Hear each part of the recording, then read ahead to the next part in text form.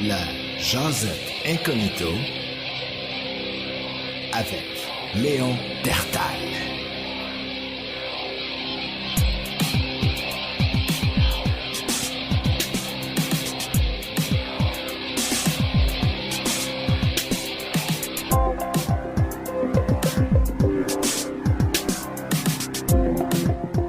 Bonjour, Léon Dertal pour votre rendez-vous bimensuel. Un mot qui est assez laid, un mot de plus de la langue française qui est très très laid. Il y a beaucoup de mots de la langue française d'ailleurs qui... Tu t'écrirais pas une chanson avec ça, là. Le mot toilette, bicyclette, raclette. Maudit! Ouais, c'est laid. C'est très laid. La langue française m'a jamais inspiré à écrire des paroles de musique pour des chansons. Moi qui est un musicien dans la vie, on dira ce qu'on voudra, même si la langue française possède beaucoup plus de mots que la langue anglaise. Je trouve que la langue anglaise sonne beaucoup plus badass que la langue française. Et c'est pourquoi, très jeune, je me suis affairé du mieux que je pouvais avec mes dictionnaires anglais-français à apprendre l'anglais. Et d'ailleurs, c'est pas l'école secondaire qui m'a aidé à faire ça. Hein? Des professeurs qui t'enseignent et qui, pour la plupart, sont pas mieux que très, très ordinaires en anglais. Je me rappelle d'un professeur d'anglais qu'on avait au secondaire qui nous avait dit, ouais, moi, à un moment, puis je vous jure que c'est vrai, là. Il dit, moi, à un moment donné, j'ai appris l'anglais, j'avais été passé 2 semaines aux États-Unis, j'ai appris l'anglais dans ces 2 semaines-là, et ensuite je suis revenu, et là, je suis prof d'anglais. Alors là, t'es comme, toi, c'est toi qui nous apprends l'anglais. Donc, le monsieur nous donne des espèces de listes de mots, de vocabulaire en anglais qu'il faut traduire en français. Aucune théorie sur comment formuler une phrase avec les expressions anglaises qui sont particulière parfois, même la plupart du temps. Dans le temps, on n'avait pas Internet pour nous aider, on n'avait pas les podcasts en anglais, on n'avait pas la traduction Google pour nous aider à comprendre certaines expressions qui sont uniques et qui se traduisent pas, comme je disais, avec un dictionnaire anglais-français traditionnel. Moi, d'ailleurs, j'avais plusieurs dictionnaires anglais-français, et là, il y en a qui ont été faits en Angleterre, d'autres ont été faits en Amérique. C'est des traductions différentes. Quand tu as des mots, mettons, je sais pas, t'as un petit gars de 12 ans, là, qui veut comprendre qu'est-ce que ça veut dire « get ». Le mot « get », avec pas d'Internet. 92, un dictionnaire anglais-français, le mot « get », là, ça veut dire 1000 choses en même temps. Get out, get in, get me that stuff, get out of my life. Je veux dire, et je me rappelle éventuellement avoir essayé d'aller poser des questions justement sur des expressions particulières en anglais à des profs d'anglais qui sont comme je vais te revenir avec ça. Ils savaient pas. C'est des professeurs. Hein? Le système d'éducation au Québec est ce qu'il est et il évolue d'une façon très bizarre d'ailleurs. J'ose penser que au Québec, avec le mouvement nationaliste, séparatiste, particulièrement des politiciens et des personnes, je crois, d'un certain âge, qui sont très, très attachés à leur langue française, au point où la stratégie que je considère woke, oui, d'essayer de nuire à l'apprentissage de l'anglais des étudiants du secondaire et du primaire en leur enseignant très, très mal la langue seconde qu'est l'anglais. Parce que jadis, je crois qu'il y avait encore moins de gens qui maîtrisaient bien l'anglais, des gens du plus jeunes, des gens adolescents. Parce que, comment on leur enseigne? On leur enseigne à être mauvais en anglais. C'est justement, comme je disais, c'est à se poser la question si on veut vraiment qu'ils soient bilingues. Parce qu'on va se le dire, au Canada, une personne qui est pas bilingue, on est un petit peu le village gaulois au Québec, là. Même ici, ça commence à parler anglais pas mal en 2024 à Montréal. Une personne, exemple, qui étudie dans un domaine X au Québec, je pense que l'hypocrisie politique, souvent, c'est la chose qu'on dira pas dans les médias, bien sûr, hein? C'est pour ça que j'utilise le mot hypocrisie.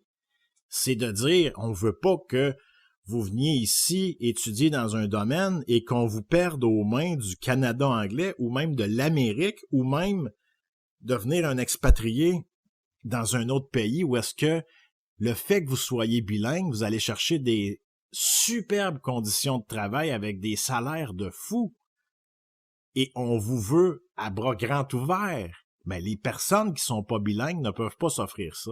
Et c'est quelque chose, très personnellement, de plus en plus, qui me trotte dans la tête, de quitter le Québec.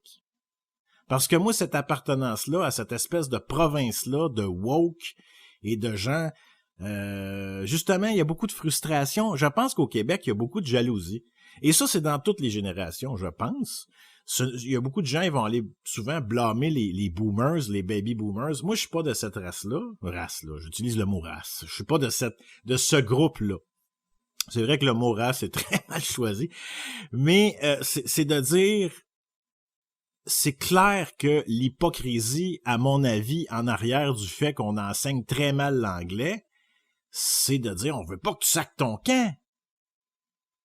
Surtout pour un gars qui, comme moi, qui est soudeur. Pourquoi?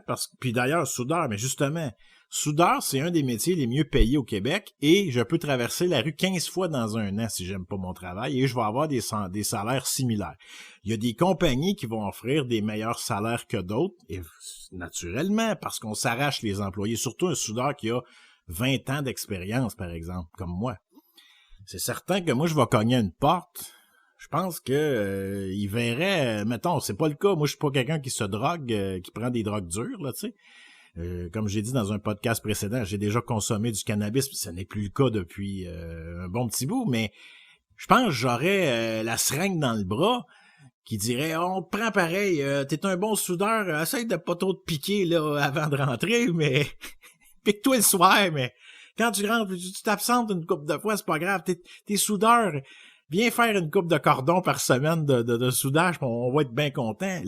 C'est un des métiers les plus en pénurie qu'il n'y a pas. Mais le soudage, on va se le dire, en quelque sorte, il y a des passionnés de soudure et j'adore. Honnêtement, moi, j'aime mon métier, mais il y a beaucoup de mauvais côtés à ce métier-là quand même. L'été, quand il fait 30 degrés avec 34 humidex, puis que dans une usine, t'as une espèce de comment on appelle ça? Moi, j'appelle ça un soude de skidoo, là. Une chienne. Et que là, tu sues là-dedans. T'as 34, toi, t'as tes gants, t'as tes bottes, t'as ton casque. T'es plus capable à un moment donné. Et d'ailleurs, depuis quelques temps, depuis quelques semaines, je suis à l'emploi d'une nouvelle entreprise qui paye extrêmement bien. Et je me pose de plus en plus la question parce que en 2024, j'ai l'impression que ce que les entreprises ont de la misère à comprendre, c'est que les jeunes d'aujourd'hui, pas juste les jeunes, je pense, oui, peut-être plus dans la jeunesse, mais quand je parle de jeunes, je parle jusqu'à 40 ans, là, tu sais. Même que je m'inclurais là-dedans, même si je suis déjà mi-quarantaine, même que je me sens pas du tout. Moi, je m'en fous en passant de l'âge, j'en ai rien à foutre. J'en ai pas peur de vieillir. D'ailleurs, je pense que j'aime vieillir, parce que plus je vieillis, plus je peux utiliser le fait que j'ai un certain âge pour dire non à certaines choses. Et c'est là que je m'en allais. Dans l'entreprise où je travaille, je suis très apprécié. Je veux dire, et ça a été le cas depuis belle lurette. À chaque fois que je travaille dans une entreprise, je suis une personne très allumée. Je suis une personne qui aime apprendre. Je suis une personne qui se couche à 8h30 le soir, moi, tous les soirs. Hein. Tous les soirs, à 8h, je m'en vais dans mon lit. Et souvent, ben là, quand tu vis à deux, exemple, ben là, l'autre personne, ça veut pas dire qu'elle va aller se coucher en même temps que toi, c'est pas grave. Merci de respecter ça. Mais puis là, je vais dans mon lit, je gosse un petit peu sur mon cellulaire, peut-être 15-20 minutes. Donc, tu sais, 8h30, 9h, moins 20, moins quart, les lumières sont fermées, je m'endors. Et vers 6h moins quart, je me réveille. Même que c'est souvent à 5h que je me réveille. Donc, d'ailleurs, je suis une personne dans ma vie, J'ai un de mes amis, lui, c'est totalement le contraire. Il a 4 alarmes là, le matin, puis à la 4e, s'il se réveille, il est chanceux. Là. Mais je veux dire, moi, je pense que dans ma vie, je peux compter sur une seule main, sur peut-être 5 doigts de la main, les fois où je me suis fait réveiller par un cadran. Moi, je me réveille toujours avant. J'ai une horloge. Je pourrais ne pas mettre d'alarme parce qu'elle a jamais le temps de sonner. Je la ferme avant qu'elle sonne. Parce que je me réveille avant. Pourquoi? Parce que je me couche beaucoup plus de bonne heure que jadis. Mais même si je me couchais à 2 heures du matin, je sais très bien que si j'ai à me lever à 5 heures, par exemple, à 5 heures moins 10, mes yeux rouvrent. Et d'ailleurs, probablement beaucoup bien avant, 10 minutes avant l'alarme. Donc, ça fait partie de moi. Mais j'ai une question et personnellement, même si j'aime la nouvelle entreprise dans laquelle je suis, bien sûr que moi, je suis un questionneur. Moi, je vais chercher des informations. Je vais aller poser quelques questions aux employés qui sont là depuis un temps. Et une des informations que j'ai eues récemment, c'est que le jour où d'ici quelques semaines, peut-être quelques mois, quand je vais maîtriser vraiment l'emploi et que je vais avoir eu ma formation complète, on peut exiger, et je dis bien le mot exiger, que je fasse de l'overtime. Et pour être franc, malgré le salaire de fou que je gagne, il y a une possibilité que je dise, je n'en fais pas de l'overtime, et si mon 40 heures ne vous suffit pas, je décalisse. Et j'utilise le sacre. Parce que oui, parfois on n'a pas le choix. Hein? Dans la langue française, je trouve que parfois c'est le seul mot pour vraiment décrire le sentiment. Et je m'aperçois que c'est quand je dis que les entreprises n'ont pas compris parfois, c'est pas toutes les entreprises, mais à quel point pour garder un employé, tu ne peux pas commencer à y aller avec d'espèces de manipulations comme ça, dans le sens où la plupart des employés, et d'ailleurs, j'ai un exemple en tête, il y a un monsieur avec qui je travaille, ça fait 28 ans qu'il travaille pour cette compagnie-là. 28 ans. Je vais dire un chiffre, là, le gars doit être rendu à 35$ de l'heure. Ah, puis c'est pas plus. Je pense, d'après moi, 35, 36, peut-être même 37$ de l'heure. Il me dit l'autre fois, parce que on prend des loteries de groupe, donc ça coûte genre 4$. Une fois 2 semaines, il fait ça. André, t'embarques-tu? Bien sûr que j'embarque. Hey, voir que si je vous vois gagner, je vais vous voir aller récupérer votre prix. Puis moi, m'a resté ici comme un con. C'est clair qu'on sac notre tas de camp. Si on gagne des millions, c'est clair que cette compagnie-là nous paie tout en même temps. C'est pas vrai que je ferai pas partie du groupe. J'y ai bien dit, hein. Si t'as un groupe de loterie, je veux être dedans. Le gars, il me dit, à un moment donné, il dit, j'ai pris je sais pas trop, sûrement un 649 ou peut-être un autre, là. Il dit, j'ai gagné 10 000, il me manquait qu'un numéro pour avoir 1 million. Là. OK, parfait. Il dit, avec 10 000, là, j'ai presque clairé toutes mes cartes de crédit. Là, moi, dans ma tête, j'ai rien dit, mais je me suis dit, mon Dieu Seigneur, le gars, ça fait 28 ans qu'il travaille aux salaires les plus hauts dans ce métier-là, presque, que tu peux avoir. Il y a moyen d'avoir plus quand tu es vraiment spécialisé, mais c'est de dire, le gars, il fait facilement depuis au moins 15 ans d'un 4 chiffres par semaine et il est encore ses cartes de crédit. Tu sais, là, au Québec, là, on entend souvent des gens chialer dire « Ah, le coût de la vie est rendu cher, les logements sont plus abordables, le livre de beurre coûte 13, je sais pas, c'est des chiffres au hasard un petit peu, mais rarement dans les médias, on va aller dire à quel point les gens dépensent comme des calices d'épais. Le Québécois typique, je m'excuse, mais c'est un moron. C'est un moron. Le Québécois typique comprend pas que, premièrement, là, on est en 2024, la technologie est rendue au point où est-ce que, pour donner un exemple, il existe une application sur le téléphone où est-ce que tu as tous les circulaires.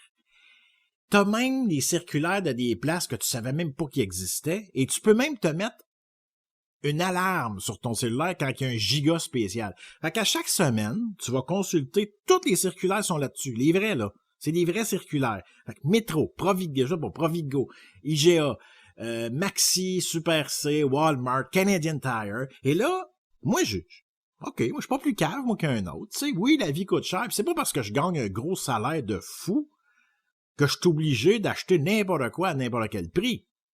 Donc, moi, je vais là-dessus. Et moi, j'aime beaucoup, par exemple, le yogourt. Oui, je suis un amateur de yogourt. Mais du yogourt, c'est du yogourt. Moi, par exemple, je suis pas difficile, c'est les marques.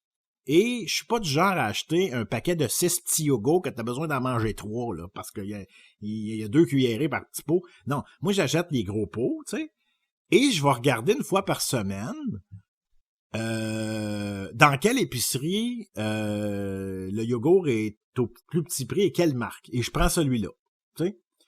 Et très rarement, souvent, je vais voir des pots de yogourt au gros prix, exemple, 6,99 le pot. T'es comme, aïe, aïe, dans le temps, c'était 2 et quelque chose. Mais moi, je vais vous dire quelque chose. En 2024, mes pots de yogourt, j'ai payé encore 2 piastres et demi, 3 piastres. Ah! Ah! Ça, c'est le prix de 1991, là. On est en 2024. Oui! Parfois, si tu fouilles bien, tous les produits de l'épicerie drop. Puis d'ailleurs, le fait qu'ils vendent à un prix qui n'a pas d'allure, exemple, les pizzas surgelées. Quand tu vois une petite pizza avec à peu près rien dessus, là, les Dr. Oetker, là, pis tout ça, là, à 6,99 la pizza, tu fais, mon Dieu Seigneur que c'est rendu cher. Mais oui, mais c'est rendu cher. Mais plus personne l'achète à ce prix-là. C'est-à-dire que, c'est ça, oui, il y a les épais, qui pensent qu'ils sont riches parce qu'ils gagnent plus que 30 piastres de l'heure, ils se disent, oh, encore là, au prix que je suis payé, Oui, mais t'as un congélateur, mon épais. Fait que tu vas prendre ton application qui s'appelle Reebee, tu vas attendre la semaine où ce qui drop à 3 piastres et... Moi, j'ai payé, là, des fois, 3 piastres et 10. 3 piastres et 10 la pizza. Oh! Prix de 1992. Regardons ça. Et là, tu vas en acheter 6. Achète tes marques préférées, prends-en 6. C'est comme placer de l'argent à banque au gros taux d'intérêt, faire ça, si on y pense. Parce qu'au lieu de la payer 7 piastres puis de n'acheter juste une, premièrement, t'as pas besoin de retourner à l'épicerie 1000 fois. T'as un congélateur, congèle. Les livres de beurre. Hey, c'est rendu 7 piastres une livre de beurre. Faux! Si tu fouilles bien et que tu vas sur ton application Reebee, il y a toujours des livres de beurre à peu. C'est sûr, il y a des dates dans le mois où est-ce que ça remonte. Mais oui, mais ça, on le sait. On le sait. Ils attendent, vous remarquerez, ils attendent toujours juste avant le premier, là. Parce que les BS, puis oui, je les appelle les BS, parce que la plupart, puis j'extrais les gens qui en ont vraiment besoin, là, tu sais, il y a beaucoup de gens sur l'aide sociale qui sont, m'excuse, là, ça vole pas haut des fois. Ça va aller acheter tout au plus cher. Parce que dans les épiceries, d'ailleurs, ils exploitent ce monde-là. C'est les gens les plus pauvres mentalement et financièrement qui achètent les choses les plus chères. Et ça, on n'en parle pas dans les médias. Pourquoi? Ces gens-là, le rendu au 6 du mois, ils ont plus d'argent, ils ont acheté tout au gros prix. Au lieu d'attendre un genre de 15 jours, prendre l'argent, le mettre de côté, puis d'attendre que tous les prix baissent. Parce que vous remarquerez dans les épiceries, à partir du 10, 12 là, du mois, pouf, tout baisse. Pendant quelques jours. Puis des fois, c'est pas toujours les mêmes dates dans les différentes épiceries. De là, l'idée d'utiliser l'application avec les circulaires dessus, qui est sur le cellulaire. Donc, moi, j'étais écœuré des gens qui chialent, mais qui réfléchissent pas. Et ça fait faire de l'argent aux grosses poches, et c'est ces gens-là qui chialent. Mais ces gens-là qui chialent, ils s'assoient pas pour dire, attends un peu, je vais réfléchir à peut-être une stratégie pour économiser de l'argent. Une autre affaire, puis ça, c'est pas pour juger, il n'y a pas de problème, mais je veux dire, une autre affaire que je vois beaucoup à l'entreprise où je travaille, dehors, ils ont fait une genre de cabane, une belle cabane pour les fumeux de cigarettes. Et j'ai rien contre les gens qui fument. On dirait que c'est l'attitude qui vient avec souvent qui me dérange. Les gens qui souvent, j'ai rien contre les fumeurs parce que j'en connais et ça peut être des amis à moi. Y a pas de problème avec ça. Mais à chaque pause à job, moi je vais toujours prendre de l'air dehors. Donc là, c'est ça qui fait que mes collègues de travail, les autres, ils pensent que je fume. Je ne fume pas. Je n'ai jamais fumé la cigarette de ma maudite vie. Si j'ai fumé 2 cigarettes dans ma vie, c'est beau. C'était quand j'étais jeune pour essayer. J'ai vomi les 2 fois. Bon. Ça, c'est dit. Moi, je vais prendre ma pause dans mon char, j'ouvre les vitres, respire de la bonne air, tu sais, je suis soudeur, ça fait du bien. Moi, les gens qui vont dans la cafétéria en haut, là, faire du small talk, là, puis parler de l'usine, puis parler de la job, il n'est pas question. Il y en a un l'autre fois, il me demande, tu manges-tu le midi? Ben oui, je mange juste pas avec toi. On est 40 heures semaine collés. Peux-tu avoir une demi-heure? Je peux-tu? Laisse-moi respirer, laisse-moi vivre. Non, pis là, il dit, tu vas dehors, t'es un fumeur? Zéro. Je suis zéro fumeur. Je vais dehors pour respirer de l'air frais, justement. T'sais. Et où je m'en allais avec ça, c'est qu'il y a une dame, tu sais, les cigarettes, je le sais que ça coûte cher. J'ai un ami, hier, on était vendredi, je fais le podcast le samedi aujourd'hui. Et c'est rare que je fais ça, mais on est sorti en ville. On est sorti en ville, on a eu du fun. C'était le fun. Mais le gars, on arrête au dépanneur, il veut s'acheter un paquet de top. Parfait, pas de problème. Let's go. Mais je rentre avec lui au dépanneur et je vois comment ça coûte. Alright. Un autre gars qui se fait des années qu'il travaille au gros salaire, pas de problème. C'est pas lui mon symbole du gars qui dépense mal parce qu'il a sa maison, il l'a acheté en 2011, il a un beau terrain. C'est un gars quand même assez intelligent, tu sais, je veux dire, c'est pas une cloche, là. Il a ce défaut-là de fumer. Et il boit beaucoup aussi, mais c'est pas tant problématique dans son cas. C'est juste de dire que, je reviens à ma madame de tantôt, à ma pause, c'est que j'ai vu comment ça coûtait un petit paquet de top. Je me rappelle pas du prix. Tu sais, je veux dire, le gars, s'il en achète une coupe par semaine, c'est un gros pourcentage de sa paye quand même, que moi, j'ai pas à dépenser. Moi, je bois pas d'alcool, je fume pas de cigarettes, je fume plus de weed. Je vais boire un café de temps en temps. Souvent, moi, c'est un café par semaine. Et c'est pas les jours où je travaille. Ça, je le sais que je l'ai déjà dit. Ça va être la fin de semaine, exemple, avant de faire mon podcast. Mais tu sais, moi, j'ai trop de jus. Faut pas non plus mettre de l'huile sur le feu dans la vie. Donc, pour moi, mon café du vendredi ou du samedi, c'est justement pour une petite récompense pour ma semaine. Étant donné d'ailleurs que je consomme plus rien, je trouve que c'est une petite gâterie qui est pas si pire que ça, étant donné que j'en bois seulement un par semaine et je skip des semaines. Donc, là, il y en a qui vont me dire, pourquoi tu t'achètes pas une cafetière? Parce que j'en boirai plus. Et parce que c'est encombrant pour moi. J'ai même pas de toaster. Je me fais pas de toast. Je mange pas ça des toasts. Je mange pas de toast. Je mange pas de pain, beaucoup. Mais non, c'est ça. Si j'avais une cafetière, bien sûr que j'en boirais plus. Parce que là, il y en a qui vont me dire, c'est ça le problème des gens qui disent n'importe quoi sans réfléchir. Ils vont venir te dire, hey, ton café que tu prends chez Tim Hortons, c'est en barnouche, à la longue, ça te coûte cher. Si t'achètes une cafetière, ça va être bien plus économe. Hey, toi, t'en bois 3 par jour, 7 jours sur 7. Parle pour toi. Moi, ça me coûte 3 piastres aux 2 semaines ou par semaine, mettons. 3 piastres par semaine.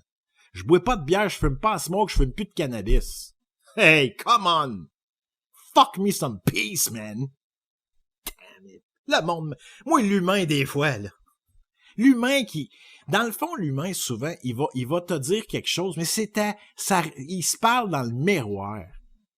C'est souvent des gens qui se parlent à eux-mêmes. Ils vont te reprocher quelque chose, mais c'est à eux qui parlent. Donc, où je m'en allais avec le fumage de cigarettes, c'est que bon, là, j'ai vu le prix que ça coûtait, et je pense à une madame que elle, ce qu'elle fait, une madame tout maigre, tu vois qu'elle a fumé des cigarettes dans sa vie, là. Tu vois que sa santé est chambranlante, elle est maigre, elle a pas une once de graisse, t'es comme, maudit que ça va, Colin. Et ce qui m'a marqué, et ce qui me marque, parce que le timing fait que quand je sors de mon auto pour retourner travailler à la fin de la pause, je la vois sortir de la petite cabane. Et là, faut s'en retourner parce qu'il reste 30 secondes avant le début d'après la pause. Bon. Et là, je vois qu'elle vient juste de s'en rallumer une. Et qu'elle la sac dans le cendrier, il reste 3 quarts à fumer. Mais ce quart-là, de la deuxième smoke qu'elle s'est allumée, fallait vraiment qu'elle la fume. Une, c'est pas assez. Donc, à chaque pause, qui veut dire 3 fois par jour, elle jette une cigarette dans le cendrier, fumée au corps. Et c'est probablement cette madame-là qui chiale sa livre de beurre à 8 piastres, tu sais. C'est un peu ça. C'est un peu ça le Québec. C'est comme ça que je vois le Québec. C'est comme ça que je vois le Québec. Des maudits chialeux qui ont jamais vraiment réfléchi à quoi que ce soit. Ça va chialer, mais ça sait pas dépenser. Si tu lui donnes 100 piastres, ils vont dépenser tout croche. Et moi, j'en ai contre ces gens-là. J'ai de la misère à comprendre. Parce que, tu sais, les jeunes grandissent dans cette société-là. Et les jeunes sont des éponges. Et moi, à mon époque, c'était autre chose, bien sûr. Mais j'ai l'impression que il faut être fait fort pour se détacher de cette espèce d'attitude de société-là, de loser.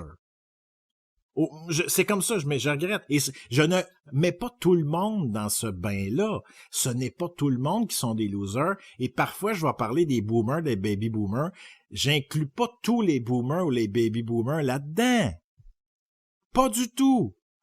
Mais statistiquement, ça vole pas haut. OK? C'est ça que je trouve. J'ai travaillé avec des gens, moi, assez âgés. Ils sont bêtes souvent comme le deux. Ils sont frustrés d'avoir passé leur vie dans une shop. Ils auraient aimé faire autre chose. Ils n'ont pas eu le courage. Ils ont été vers la sécurité. Ils ont été vers la famille. Ils ont été vers une femme qui était peut-être pas celle qu'ils voulaient exactement dans leur vie. Et là, ils se réveillent un matin, ou même plus, à tous les matins, ils se réveillent, 57 ans, 58 ans, puis ils regrettent leur passé, tu sais. Et ça, j'en ai vu, là. Tu sais, des gens, ça paraît dans leurs yeux qu'ils ont une frustration de la vie qu'ils ont vécue. Moi, et le deuxième sujet auquel je voulais parler, ça m'amène un petit peu là. Aucune feuille de notes aujourd'hui, comme d'habitude. Comme d'habitude, mais j'avais comme ces deux sujets-là. C'est les gens qui essaient de te culpabiliser d'avoir choisi de ne pas avoir eu d'enfant. Moi, je n'ai pas d'enfant, mi-quarantaine, je ne pense pas en avoir un jour. C'est un choix personnel. Mais ça m'est arrivé quelques fois dans ma vie d'avoir des conversations avec des hommes ou des femmes, des connaissances à moi qui en ont eu, et que là, ils disent « Oh, tu connaîtras jamais la beauté d'un enfant qui te regarde, et tout ça, et tu connaîtras jamais le feeling de la beauté d'un enfant, de revenir de travailler puis d'avoir hâte de les voir, etc. » Et cette même personne-là, je pense à une en particulier, qui est une connaissance à moi, personne à qui je parle plus beaucoup, honnêtement. Moi, je m'éloigne de la toxicité, là. Personne qui, une semaine après, va t'envoyer un message sur Facebook en te disant à quel point elle est triste de sa vie, qu'il n'y a plus un homme qui veut d'elle, que elle est pas capable de rencontrer, la fille a 5 enfants de 3 pères différents. T'sais. Bon, c'est sûr que je prends peut-être l'exemple extrême un petit peu. Reste que, pour moi, c'est quelque chose qui est très, très symbolique aussi d'une société où est-ce qu'on nous enseigne à ne pas vieillir seul, à ne pas finir sa vie seul, etc. T'as pas le droit d'apprécier une solitude dans la vie parce que c'est dangereux de finir seul. Mais moi, personnellement, je vais dire une chose à tous ces gens-là. Et d'ailleurs, c'est que c'est peut-être un peu égoïste de ma part de dire ça. Par contre, c'est la vérité dans mon cas. C'est que moi, là, je me fais une blonde, ou j'ai une blonde, ça. Un jour, je vous parlerai peut-être de ma vie personnelle. Mais avec une personne dans ma vie qui, elle non plus, n'a pas d'enfant, je peux, le vendredi, à 3 heures, quand je finis, l'appeler et dire « Hey, en fin de semaine, ça te tente-tu? On s'en va au Lac-Saint-Jean, là, on loue un petit hôtel, on va aller visiter telle chose. OK, good. Parfait, je te rejoins. Tu sais, peu importe. Ben, je te rejoins. On se rejoint chez nous, en tout cas. Et on s'en va voir les baleines à Tadoussac. Je sais pas, peu importe. OK, good. Parfait. Ça, moi, là, cette liberté-là, là. Oh, mon Dieu Seigneur. Je n'étais pas fait pour avoir des enfants. Et il y a personne dans ma vie qui a réussi à me convaincre que j'avais pris la mauvaise décision. c'est pas l'affaire de « Oh mon Dieu que la vie coûte cher », c'est pas l'affaire de « peut-être que j'aurais aimé ça un enfant, peut-être que j'aurais été un bon père », mais cette liberté-là que je me suis donnée de ne pas en avoir, je ne l'ai jamais regretté. Et il y a personne dans ma vie qui a réussi à me convaincre que j'avais tort de ça. Tu sais? Parce que moi, c'est le côté aussi, je peux partir demain matin en Alberta, ou ben là, c'est sûr qu'on a quand même des relations. C'est pas parce qu'on n'a pas d'enfants, qu'on n'a pas de blonde ou qu'on n'a pas d'amis ou peu importe. Mais reste que ça me donne la liberté que je voulais. Et il y a des super belles familles que c'est ça qu'ils voulaient. Même si c'est pas toujours facile, je trouve que c'est quelque chose qui est très, très beau à regarder. Si je prends, par exemple, mon propre frère, c'est pas toujours facile, la vie avec des enfants. Il y a 2 enfants, il y a sa femme, sa maison. Bon, je trouve que lui, il n'a aucun regret d'avoir eu des enfants parce qu'il les adore. Et c'est la vie qu'il voulait. Et il travaille fort. Et parfois, il est poché jusqu'aux genoux. Mais c'est la vie qu'il a choisie et avec aucun regret. Et ça, moi, je salue ça. Je salue cette espèce de décision-là prise à 2, après justement peut-être 10 ans de couple avec sa femme, de dire « OK, on voulait des enfants, c'est le temps, let's go ». Ils en ont eu 2 super beaux enfants. Mon frère est un excellent père, sa femme est une excellente mère. Good for them. Je ne suis pas jaloux, je suis heureux, mais je ne suis pas envieux. Je n'ai pas choisi cette vie-là et je ne la choisis pas plus malgré la beauté que je peux voir quand je regarde cette belle petite famille-là. Mais moi, ça ne change pas mon idée que je n'en ai pas voulu. Et mon frère, je pense, est une exception de personne qui... Il n'est pas hypocrite quand il parle de ça. Il peut très facilement dire « Ouais, il y a des côtés plus difficiles, mais il adore sa vie de famille et ça, je trouve ça excellent. » Mais statistiquement, je crois qu'au Québec, c'est quand même une certaine rareté de personnes qui, peut-être même, surtout peut-être des fois de mères monoparentales qui regrettent un petit peu ce choix-là. Ils aiment leurs enfants quand même. Ils ne regrettent pas d'avoir eu cet enfant-là particulièrement, c'est pas ça. Mais je pense que avec l'âge, parfois, tu vas avoir certaines femmes qui n'ont pas pris soin d'elles et ont perdu une certaine beauté, oui. Et là, ils aimeraient ça revivre une partie de leur vie qu'ils ont sacrifiée.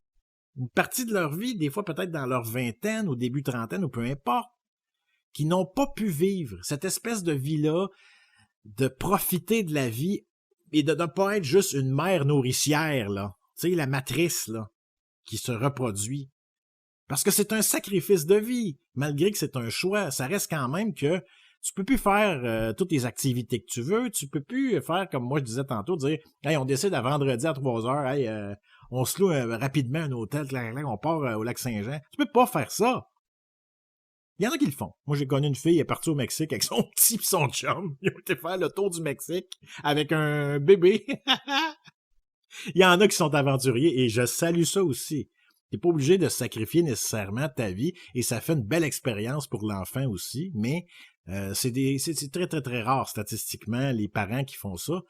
Mais bon, ceci dit, moi, j'encouragerais tout le monde à respecter chaque choix que les gens font. Et quand on rencontre une personne qui te parle de sa vie et qui est plein de regrets, c'est juste, parfois, il faut juste fermer sa gueule. C'est pas obligé d'aller dire « Ouais, mais t'avais le choix, t'aurais pu choisir de ne pas faire ça, peu importe. » Gardez-le pour vous. Le but, c'est pas de blesser la personne qui a fait les mauvais choix, mais le but, c'est qu'en écoutant ça, c'est de comprendre que, OK, moi, je vais absorber ça et je vais apprendre quelque chose de ça. Et moi, dans ma vie, aujourd'hui, je ne regrette pas ça. Ce choix-là de m'accorder cette liberté-là financière, cette liberté-là aussi de déménager dans une autre ville. Si je rencontre une fille, exemple, qui reste dans une autre ville, je parle dans le passé, exemple, ça m'est arrivé, ben, de dire, hey, je l'aime beaucoup cette fille-là, je déménage. J'ai pas d'attache. Et de déménager au Québec dans une autre ville, ça veut pas dire que tu perds ta famille, puis que tu perds tes amis, puis ils sont là pareil. Mais souvent, ces amis-là sont rendus avec des familles et c'est pas mal dur des bouquets, on va vous dire. Et c'est souvent des amis, d'ailleurs, qui vont compenser dans l'alcool, dans le pot, dans la cigarette, parce qu'ils se disent, il me reste juste ça pour me gâter. Je suis toujours à la maison. Et de manger aussi, manger. Donc, pour moi, je crois que en 2024, nous devrions toujours, premièrement, respecter l'autre dans ses choix, fermer sa gueule, mais surtout se respecter soi-même dans les choix qu'on fait. Et moi, j'ai un certain manque d'empathie dans la vie, je pense. C'est peut-être, je crois que j'ai toujours été comme ça. Moi, le mal des autres me dérange pas beaucoup. Ça ne m'affecte pas beaucoup. Ça veut pas dire que je ne compatis pas. Ça veut pas dire que je ne suis pas présent pour les gens autour de moi qui pourraient avoir une certaine souffrance. Mais ça aussi, c'est un autre droit que je me donne, si on veut. Même si je pense que c'est peut-être à la naissance, il y a peut-être quelque chose qui est un trait de caractère à la naissance. Moi, je ne vis pas, je ne mets pas le poids des autres sur mes épaules. C'est quelque chose qui, naturellement, me vient pas. Tu sais. Et ça veut pas dire que je serai pas là pour une personne qui souffre, qui est près de moi. Tu sais, mais je me donne ce droit-là de dire, hey, ce poids-là m'appartient pas. C'est ton bagage, c'est un cumul de décisions qui t'a amené là. Et je vais être là pour aider, oui, bien sûr. Mais moi, je prends pas ce poids-là sur mes épaules parce que de toute façon, ça change rien. La seule chose qu'on peut faire pour aider une personne souffrante qui est dans notre entourage, c'est juste d'être présent. Ce n'est pas d'essayer de prendre son poids. Parce que ça change rien, ça ne lui enlève pas du poids. C'est ça qui est mal fait un peu peut-être. Donc, je pourrais me faire accuser parfois d'avoir un manque d'empathie. C'est pas la vérité. C'est que ça change rien d'être Mère Teresa, puis d'encourager, de flatter là, oh, c'est donc bien de valeur. Non. T'as pris ces décisions-là, maintenant assume-le. Lève-toi et marche. Moi, je suis beaucoup dans cette attitude-là. C'est pour ça que certains de mes amis, filles et gars, souvent, qui savent très bien des personnes qui se confient à moi, soyez prêts. Parce que moi, je suis pas la personne qui console. Je vais beaucoup confronter la personne à accepter une certaine réalité de la vie. Parce que c'est comme ça qu'on avance d'un pas.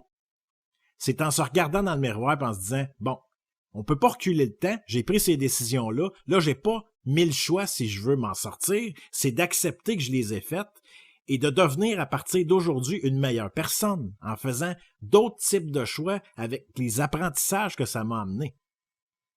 Mais ces apprentissages-là, faut les faire. Il y a des gens qui apprennent rien. Il y a beaucoup de Québécois qui pilent toujours dans le même trou de boîte jour après jour. Toute leur vie. Ça existe. C'est quelque chose qui, statistiquement, au Québec, est répandu. On se le cachera pas. C'est une vérité, ça.